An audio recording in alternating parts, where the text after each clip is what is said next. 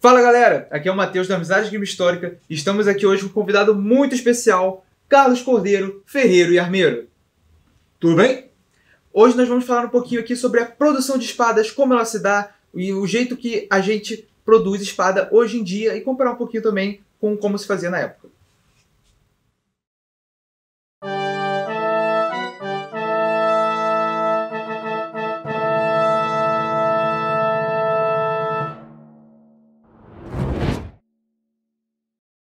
Então, Carlos, como que se dava hoje em dia e no período medieval o início da produção a partir do material? O que você compra hoje, o que você adquiria no passado para fazer, as diferenças e como você adquire esse tipo de material? Bem, no passado existiam profissionais que eram especializados em conseguir o aço para o ferreiro. Fosse ele um armeiro, fosse um ferreiro que faz ferradura mesmo, né?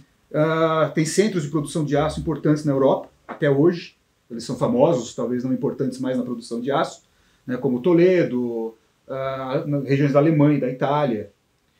Hoje é muito mais simples, você simplesmente pega o seu telefone, liga para alguém e eles enviam para você o aço, né? O aço hoje ele é imensamente superior àquele que era usado pelos nossos companheiros e colegas do passado. Em termos de pureza, ele é muito mais homogêneo, muito mais fácil da têmpera, ele tem muito menos defeitos, né? Então o trabalho do ferreiro hoje, comparado àquele do passado, é muito, muito, muito mais fácil. E mais rápido também? Então, mais rápido eu não sei, porque tem uma diferença importante entre o profissional da época e o profissional de hoje. As guildas trabalhavam em grupos de profissionais. Não existia jamais, em nenhum lugar, um ferreiro, um armeiro que começava fazendo uma espada do princípio até o fim. Desde a lâmina até a bainha, e as partes de couro e decoração. Hoje em dia é meio esperado que o ferreiro seja um generalista. Ele prepara o aço, ele forja a espada, ele dá o polimento na espada, ele vai preparar a bainha, o cabo, qualquer decoração. Isso para a filosofia e a maneira de pensar de um homem medieval é errado, até, quase imoral, né?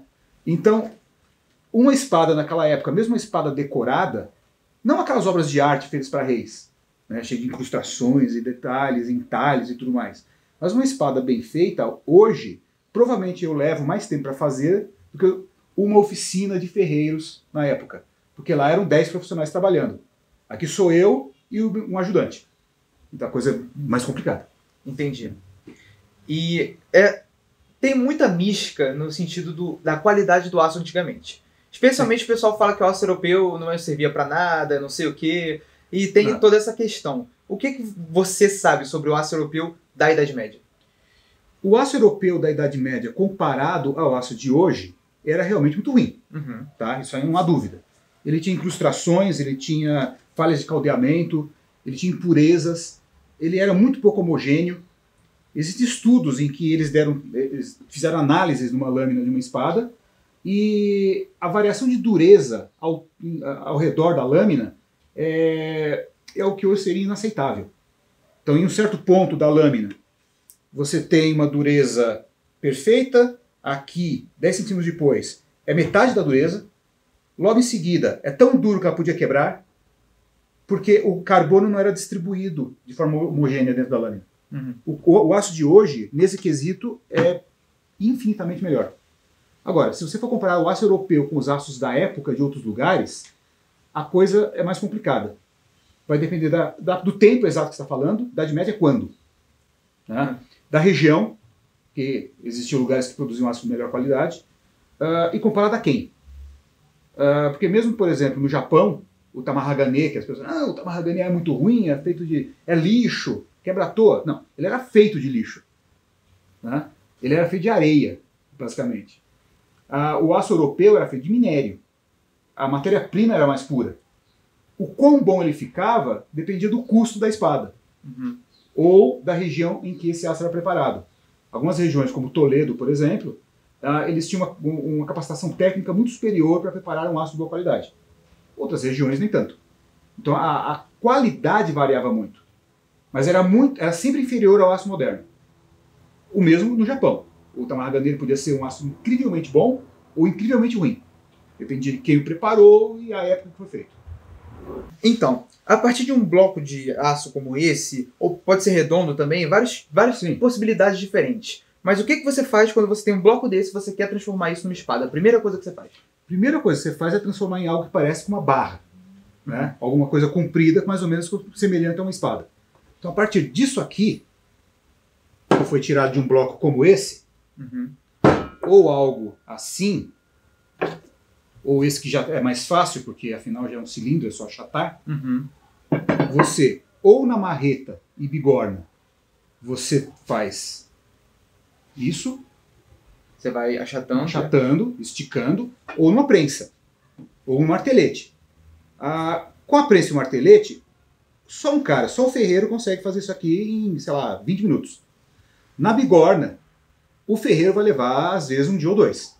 A não ser que ele tenha um striker, um ajudante.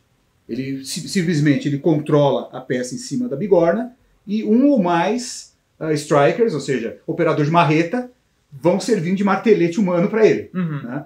Aí esse tempo pode ser 1 hora, 2 horas. Ou seja, um martelete e prensa é muito mais rápido do que fazer na bigorna mesmo ajudantes. Né? Uma vez que você tem uma peça comprida como essa aqui não está acabada ainda. Ela vai ficar bem mais larga e bem mais comprida.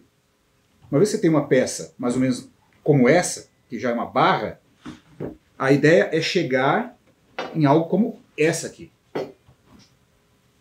Já tem um formato de uma espada. Né? Ela ainda está grossa demais. Né? Ela vai ser refinada depois disso. Você vê que ela foi forjada. Você vê as marcas da forja aqui ainda. Mas ela já está sendo usada uma lixadeira para dar o formato básico da lâmina, antes da têmpera. Você pode usar uma lixadeira ou pode usar lima. No passado eles usavam rodas d'água com pedras ou lima. Né? Tem outras ferramentas, tem raspadores, também serve para fazer isso, mas de qualquer jeito. A partir desta peça, que já tem um formato parecido com uma espada, né, o perfil... A silhueta está... ele já parece realmente uma espada, embora não tenha o peso ainda de uma espada, tem muita massa aqui para ser retirada. Com a lixadeira ou com a lima, nós criamos algo como esse, que já é uma espada, né? Mas está sem têmpera. E não tem fio ainda. Porque você não pode dar têmpera com o fio já no lugar, claro. Né? Só trinca. Essa peça, ela está já a 2/3 do caminho. A forja foi feita, o polimento básico pré-têmpera já foi feito, está pronta para receber têmpera. Isso daqui para o tratamento térmico. Essa aqui ainda está para receber tratamento térmico. Ela está pronta, já é uma espada. Os fios ainda estão rombudos, né? Mas já tem forma de uma espada. Daqui ela vai para a têmpera. Da têmpera ela sai assim. Né? Ela está ainda empenada, ela ainda não tem fio. Está um pouquinho escurecida a lâmina, não sei se dá para ver no vídeo, mas está um pouco escura. Essa aqui foi protegida com um produto que evita que ela forme muita carepa. Tá? Caso nós não usássemos isso, ela ia ficar exatamente como está essa aqui, ou essa. Na parte que não foi lixada. Isso. Isso exige muito mais trabalho para limpeza e também pode descarbonizar um pouco a superfície do aço. Quando isso acontece, você tem que polir ela muito mais para chegar numa parte do aço que ainda tenha carbono. Né? Depois disso aqui, é só polir. O polimento ele pode ser feito à mão ou numa lixadeira. Normalmente, tanto hoje quanto no passado, se usa métodos mistos. Você tem pedras, né, que no passado eram pedras movidas a água, ou com força humana, ou com cachorros, ou com o que fosse, o que ele estivesse ali. O que estivesse ali, para começar o polimento básico, rústico da coisa. Eles iam trocando por pedras cada vez mais finas, muitas vezes pedras fixas, não mais giratórias, para fazer o polimento. Hoje a gente usa lixa. Né? Então, disso, nós chegamos nisso. Que já é um polimento médio, básico, de uma espada que não é muito chique. Né? E, assim, quão polida ela depende do gosto pessoal, do estilo da espada, da época, mas normalmente, no passado, a impressão que dá é que a maioria era polida quase espelho. Era bem comum. Então era bem mais polido do que a gente vê na média hoje. Mais polido do que a gente vê na média. Porque a espada hoje, com fio, muitas pessoas compram para cortar coisas com ela. Um polimento muito esmerado vai causar riscos. É normal. As espadas do passado, elas ficam na bainha a maior parte do tempo. Né? Se a espada riscou um pouco, conforme o cara defendeu sua própria vida, o que importa? Né? É só polir a espada de volta. E numa luta real, a espada vai sair com dentes, vai sair com riscos profundos da lâmina do adversário. Então, não faz sentido você tentar protegê-la de riscos quando danos muito piores do que esses vão acontecer só no uso da própria espada. E qualquer coisa você manda seu escudeiro polir. Qualquer coisa você manda alguém polir. Tá? Talvez não o escudeiro. Talvez você mande uma oficina do ferreiro ou do polidor que ele vai tomar conta para você. E sobre fio? O quão afiada é uma espada hoje? O quão afiada era uma espada antigamente? Como a gente pode medir o fio de uma espada antiga? Existem espadas que estão afiadas até hoje? Como é que funciona? Existem espadas em museus, em coleções particulares, que estão com o fio original. E a impressão que nós temos é que elas eram tão afiadas quanto a geometria delas permitia que elas fossem.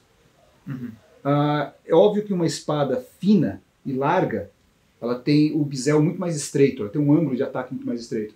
Ela permite um fio muito mais aguçado. Uma espada, tipo uma 15A, que ela tem um diamante muito mais gordo, ou um rapier, ela nunca vai chegar num fio tão afiado assim. Mas, pelos indícios que nós temos, é meio claro que elas eram tão afiadas quanto era possível para aquela arma. Hoje gosta de falar de razor sharp, essas coisas assim. Né? Elas não eram capazes de barbear. Né? Talvez a Maria seria capaz de tirar pelo do braço, coisa assim. Mas espadas extremamente afiadas são também extremamente frágeis. Se você tem uma arma que ela vai ser usada apenas contra outro adversário sem armadura, ou com roupa civil, ou com armadura muito leve, faz sentido você ter uma espada muito afiada. Se o seu alvo é alguém que vai ter algum tipo de armadura, esse fio vai ser muito danificado no impacto. Você não vai tentar cortar a armadura com a espada? Não, mas pode sofrer impacto. Com certeza vai. Vai sofrer impacto e esse fio vai ser realmente muito danificado. Então, o quão afiada a espada depende para o que ela ia ser usada. E o quão robusta é essa espada também. Né? É aquela pergunta, quão pesada é uma espada? Depende. Existiam espadas de uma mão que pesavam 1,2 kg, existiam espadas de uma mão que pesavam 600 gramas. Existem também espadas de 2 mãos que pesavam menos que algumas espadas de uma mão. Depende do uso que vai ser feito. E essa robustez, essa espessura, esse peso da espada, quase que diretamente afeta o quão afiada ela pode ser. Uma espada como essa, que ela é hollow ground, ela tem o centro bastante espesso, mas devido à concavidade das faces, ela consegue ter um fio aguçado. Mas talvez ela seja um pouco frágil para lutar num cenário onde existem armaduras envolvidas. Né? Ou talvez não, porque essas espadas eram usadas em guerra. Então, vai saber. Mas então o mito de que a espada era um negócio pesado e sem fio é, obviamente, então, um mito. Uma espada europeia não era uma coisa pesada sem fio. Não. Como eu disse, as peças que nós temos em museus que ainda tem fio, elas são realmente afiadas. Tá? O quão afiadas depende do tipo da espada. Mas seria algo desde o fio de um canivete até uma faca de cozinha boa. Ou seja, vai cortar bem. Né? Nenhuma espada jamais foi cega. Nem mesmo aquelas Zweihander, aqueles montantes de 1,70 m. Nenhum deles, nenhuma arma dessas, era cega. Matava com impacto, nada disso. Elas eram realmente afiadas. Se você quer matar com impacto, você usa o martelo. Perfeito. Não uma espada. Né? A espada é afiada. Disso não há dúvida.